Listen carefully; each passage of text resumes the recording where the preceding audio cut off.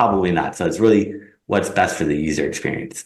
And sometimes more is better, more is needed, and sometimes less is needed. So when it comes to SEO, there really is no one size fits all. And what you read online isn't always going to be truthful. And even Google isn't going to, even if Google tells you something, I wouldn't trust Google fully because they don't have your best interest in mind. They want you to spend money on paid ads. So anything they tell you, just take it with a grain of salt. It might be accurate-ish, but it's not telling you the full story.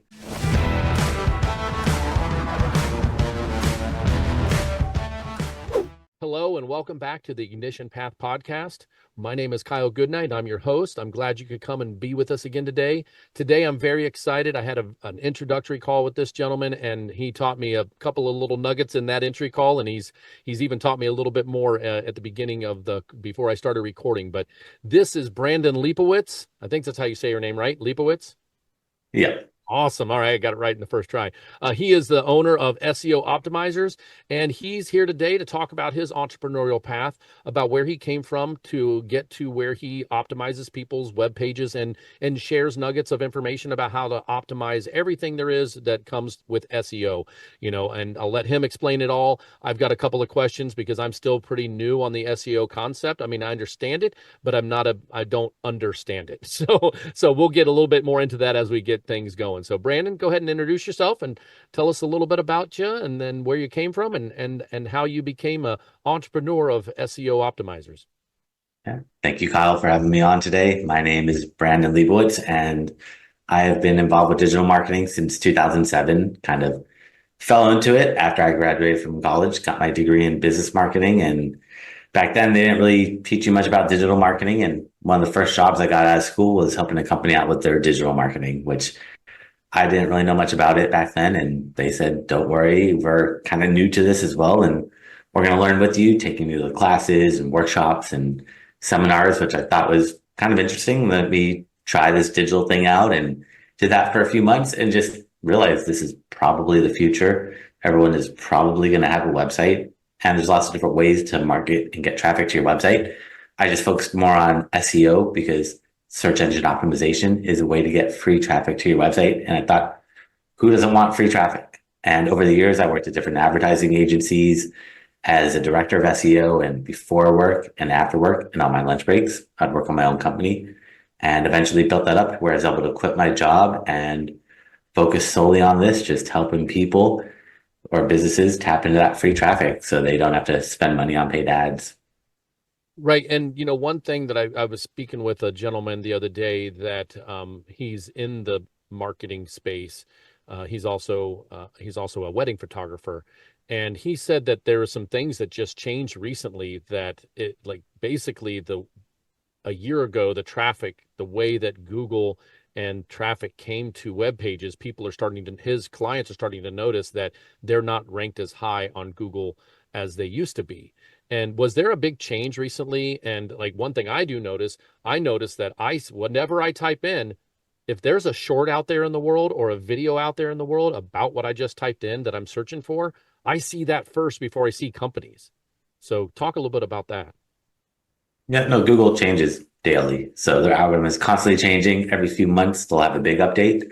So I'm not sure what date you're referencing, but a lot of them nowadays are kind of regarding content, because AI content is something that everyone's using, and Google just trying to figure out, is this okay to use? And just trying to make sure that people, if they use AI content, Google said it's fine a year ago. They said, we don't care who writes it, if it's human or AI, as long as it's accurate. So if you just copy something from ChatGPT, it's probably not going to be accurate. But if you use it as a reference and as a guide, maybe it'll help you write an outline for a blog post, and then you go in and edit it and tweak it and make sure it's accurate, then it's fine. But if you just copy verbatim, then potentially Google might penalize you. But they just really want to make sure your content offers value and is accurate, especially for anything with financial advice or health or wellness and stuff like that. That's where they really scrutinize it even more. And the video that you were saying, when you search on Google, there's websites that appear, but Google also has changed a lot. So it's not just websites that appear. There's maps, there's images, there's videos, there's products for shopping. There's a lot of stuff going on. So for SEO, we want to try to take up as much free real estate as possible. without spending money on paid ads. And when it comes to video, Google owns YouTube, and they're going to push YouTube as much as they can. And that's So why I tell because people that shorts are important.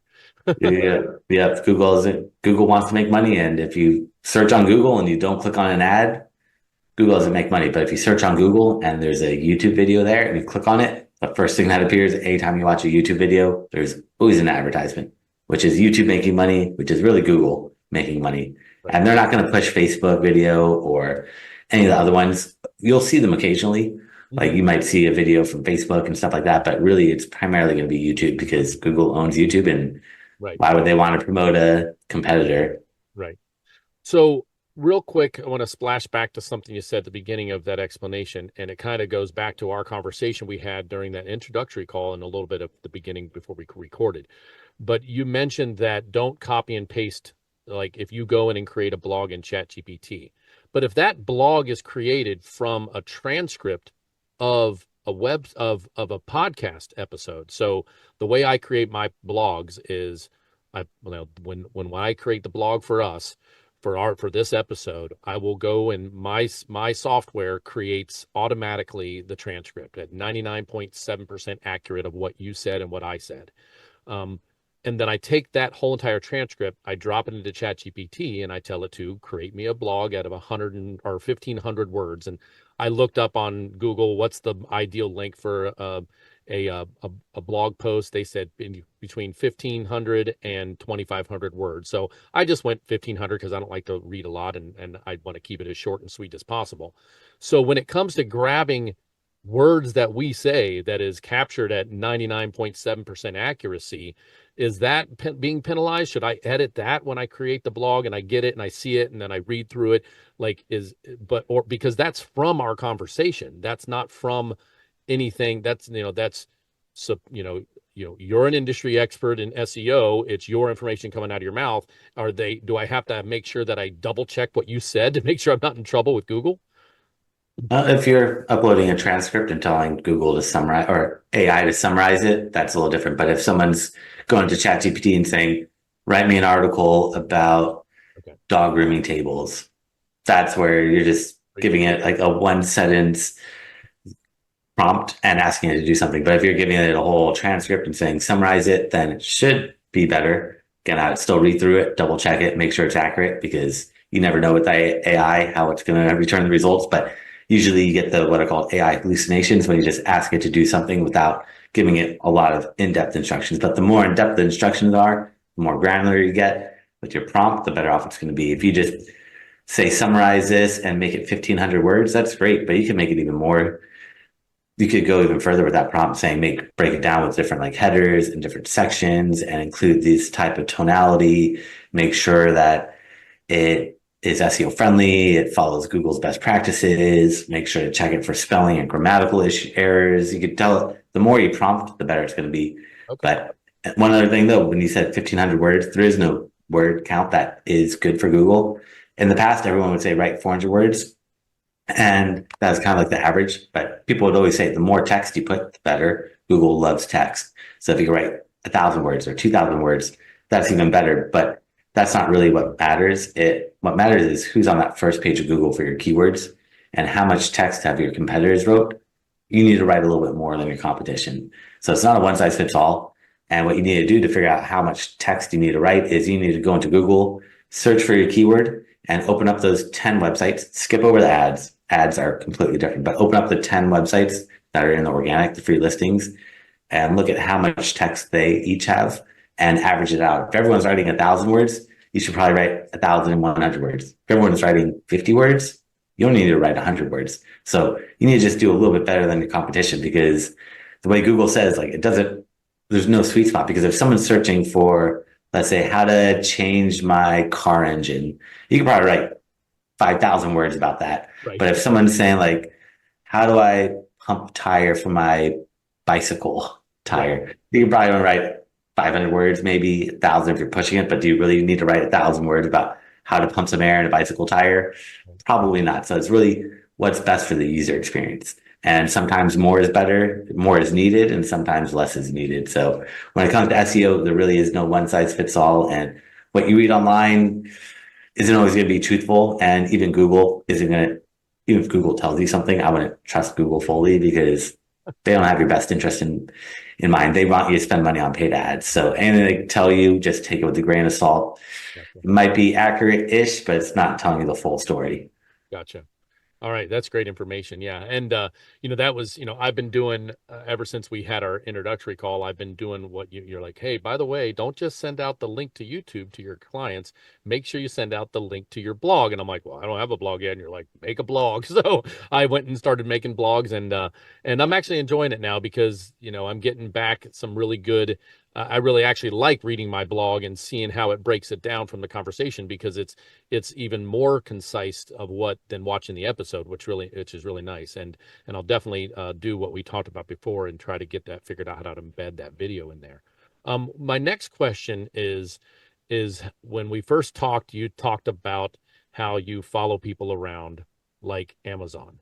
Is that something you can share more about? Like when it comes to someone going to my webpage and then just like we speak out into the world about something and our phones show us stuff, that's all SEO, right? That's all captured from what we type in, what we speak out, that our microphones hear us.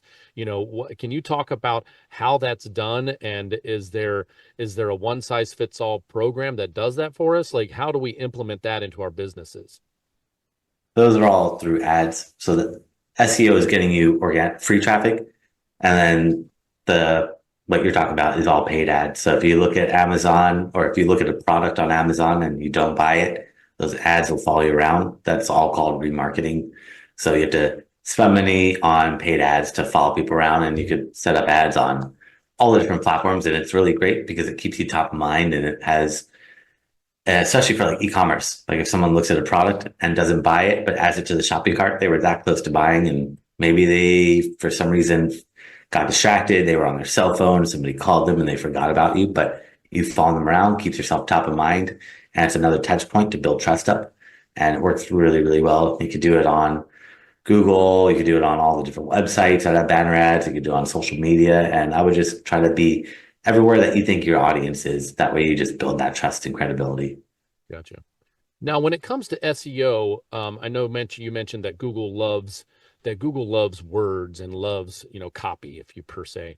So with the switch in the last few years going to, I've also heard that, video is king now. Like if you're not doing video for your content or for your website or what have you, you're just shooting yourself in the foot. Does SEO also, is it to the point now where SEO is listening as well as reading words on a page? Are they listening to content that we post?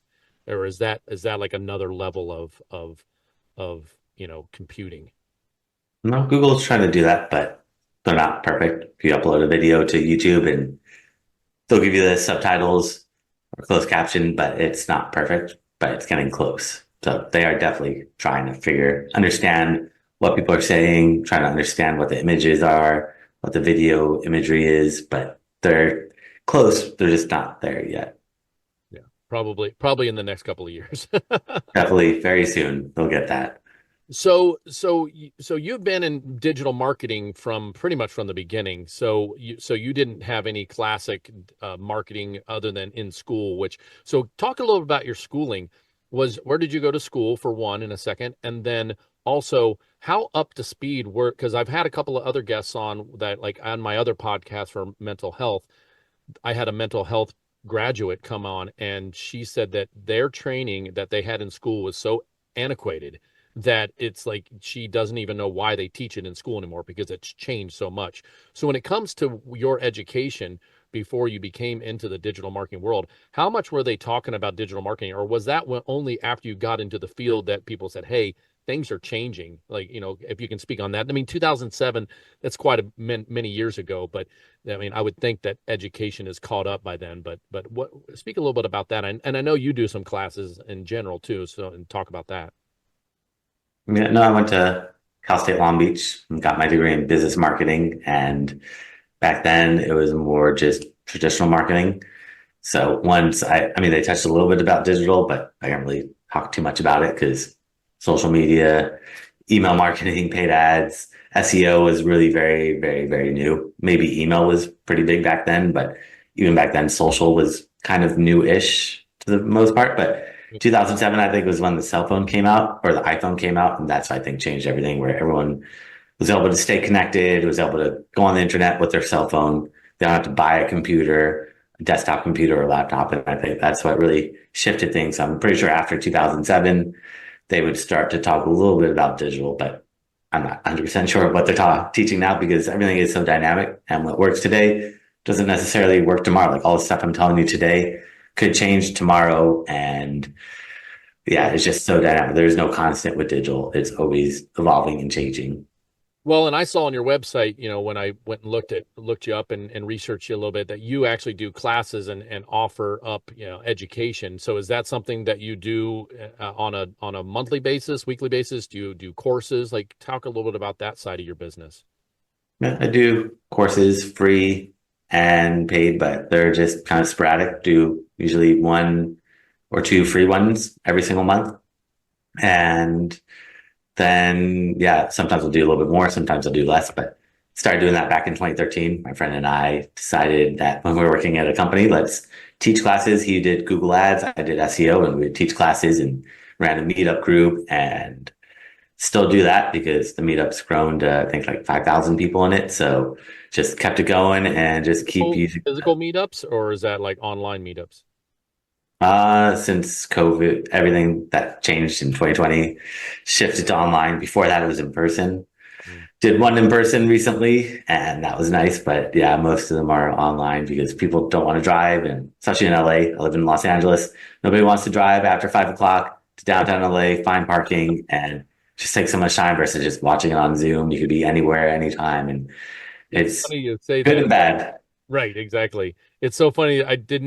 I should have put out to everybody I knew, because I got a voiceover gig that flew me out to LA last week. I was in LA Monday, Tuesday, and Wednesday last week. Pasadena, Burbank. I did the recording in Burbank, and I ended up driving down to Newport Beach for a meeting down there too the day before I left.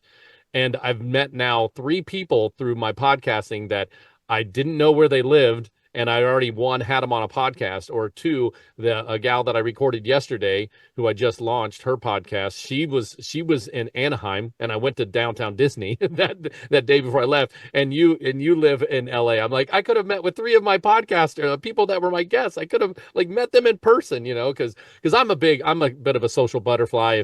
If anybody's watched a half of even one of my episodes, I call myself the extrovert. So it's one of those things where I love networking. I love meeting people that in real life that I've met online. It's a joy of mine, and I wish I would have known that you live down there. I would have hit you up and be like, hey, let's go have a beer or a coffee or something. But nonetheless, next time I'm in LA, when we're doing, they told me during the recording that there will be a phase 2 of the video game, and my character is one of the main characters. So maybe I'll be in LA. I don't know. Maybe they'll fly me to Tokyo. I don't know where they're going to tell me to record. So, but nonetheless, if I'm ever back in LA again, I'll make sure I keep a list of everybody to know in LA, because it's a big city, and driving there, you're absolutely right. I mean, it's still not as bad as Chicago. Have you ever driven to Chicago? I've not driven through. I've been there, and I would take LA driving over Chicago any day. Yeah. Even, I mean, because at least it still moves. Chicago, you have to know like 5 miles ahead what lane to be in, and there's 4 different sections of 6 lanes, and LA is not like that. I didn't think. I thought it was pretty easy to get around. Now, your on ramps are really short. Like, what the hell's that about? Like, no one can ramp up to get on the freeway. It's like, no, here's the road, here's the freeway, 80 miles an hour to 0. So that was a little crazy. they just want you to go on and light knuckle it. Yeah, It's exactly. it's a little nerve wracking at times, but Oh yeah, I learned that, so for sure, being out there. But all right, so when it comes to that I kind of I have 2 podcasts, one on mental health for the first responder. That was my first one that I did, that was my own podcast. I've worked on many other podcasts prior to that, as a producer and post production, and co-host. But now I'm doing these two podcasts myself. This is now the Ignition Path podcast. And I'm part of a podcast group where we're learning and doing more about podcasting. Some people are brand new to podcasting because our services actually provide a lot easier way to do post-production. And we're, one thing that I want to be able to share this video with those people, because SEO is so important. We talk about SEO and a lot of people don't understand what SEO is. Just real quickly, explain what SEO is and does, and then on a second note, what are maybe two of the most important things as podcasters? And I think we've already spoken this, but just like, let's go ahead and put them out there. What are two very important things that podcasters should do to optimize their SEO? Search engine optimization is ranking on search engines. So if you're on YouTube, ranking videos. If you're on Amazon, we'd rank your products. If you're on Google, we'd rank your website. If you're on Yelp, we'd rank your business. So wherever you could search, there's ways to get you ranked higher. And that is what SEO is all about, is getting you ranked higher. So you don't have to spend money on ads and you tap into that free traffic, because anywhere where there's a search platform, there's a way to optimize and try to just capture more of that free traffic. So does that include like Apple Podcast search engine and Spotify search engine and iHeartRadio search engine? Because I know a lot of people think that that's where podcasts live, and they don't. They live on the RSS feed, wherever that may be. But the Apple and Spotify and iHeart and Amazon podcasts, those are all search engines for specific audio podcasts. Are those when we have words inside of our description, that's adding to the SEO, right? Yep. So it's anywhere where you could search. Doesn't matter if it's Google. People just think SEO is Google, but it's really anywhere where you could search, essentially. Cool. All right. That makes that, I wanted it dumbed down because I've tried to explain it to people before and they're like, I just don't get it. Well, I'm like, what? You don't get search engine optimization? I'm like, it's optimizing the search engine. And I'm like, what do you mean? Google? I'm like, sure. But I didn't realize it went as deep as I didn't even realize Yelp was I guess it is a search engine for businesses. I usually think of Yelp as a restaurant app, but I guess any business can be on it, right? Yep. A lot of businesses come to me and they want to rank higher. They spend money on Yelp ads, and I'm like, stop spending money on Yelp ads. Yelp is the biggest scam and ripoff ever. And if anyone has local business, they would 100% agree. And there's ways just to get up there for free. So optimizing it so you don't have to spend money on ads, because especially with Yelp, they are ruthless and they do not give up, and they are very, very annoying to deal with. Well, that's good to know. So won't go down that path. Now, what are a couple of things that you would suggest for podcasters specifically to optimize their SEO? I think one of the things you mentioned was having a blog on your website, but then what else would it be to make sure that our SEO as podcasters are as tight as we can make it?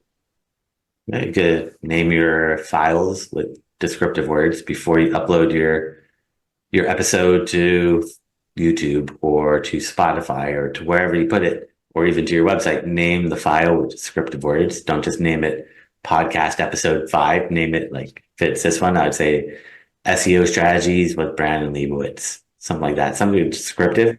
That's very, very, very important. And then just try to, if you can, transcribe the audio. If it's very long, timestamp it. But just having some text that summarizes what that episode is about is very, very beneficial as well. Okay, great. Yeah, the product, the software that we use does all that. As we drop our video into the software, it creates chapters, it creates key points, it creates all the transcripts, and then it feeds it into and it includes, the only thing it doesn't do is when you save the file it only puts on numbers when you save the video file. So that'll be something I talk to the developers with, because we get a Thursday meeting with the developers every week that develop the product that the software that we use. And they're great. They're amazing. There's 3 or 4 developers, and I think they just added a 4th person in their group. And they have literally created stuff that we have kind of just said, this would be neat to do this at blank. And they're like, oh, that's easy. We can do that. And I asked them about creating a blog directly from the transcript after it's done doing it. And they're like, it's on the way. It's on the way. And I'm like, fantastic. So I'll eventually be able to just push a blog, not only on my personal website, but I'll also be able to on, my website that hosts my podcast as well. So that's really nice. But that file name thing is a huge nugget. I talk about nuggets on my episodes all the time, little sprinkles of nuggets that no one had a clue about except for the experts. And that's huge because right now I'm just uploading, like when I go to YouTube and I upload the video, it just says like 72815375581. But it's that file is inside of the folder for you. So now I will name that file. I'll basically grab what my software creates as a title. I'll make that the folder, the file name before I upload to YouTube. That is a big one because I didn't even think of that files are being read when you upload them as well. So that's a great point. So thank you for that. Yeah, anywhere where you could add keywords, it's always going to be beneficial, or just descriptive words. Descriptive words, yeah. Fantastic. Now, when it comes to your specific business, can you explain now? This is where you can kind of promote yourself a little bit and tell people how to find you, how they work with you, what you do for them, and how you work with them. I mean, go ahead and explain all that so people know that. Tell us what your website is, all that good stuff, and then we'll wrap things up. Yeah, so I create a special gift for everybody. If you go to my website at seooptimizers.com, that's SEOoptimizers.com/gift. You can find that gift there along with my contact information and a bunch of classes I've done over the years.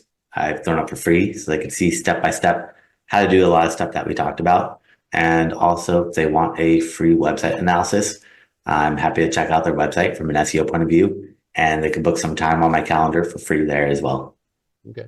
And then how do you turn now then from there, if they want to do more or have you do more, that's when they become actually clients of yours, or you have other packages that are deeper than that. But sounds like there's a ton of value in the free stuff, which is great. And I have not taken advantage of that yet, and I will. But when it comes to if someone wants to really dive deeper in, that's when you offer like a secondary phase or what have you.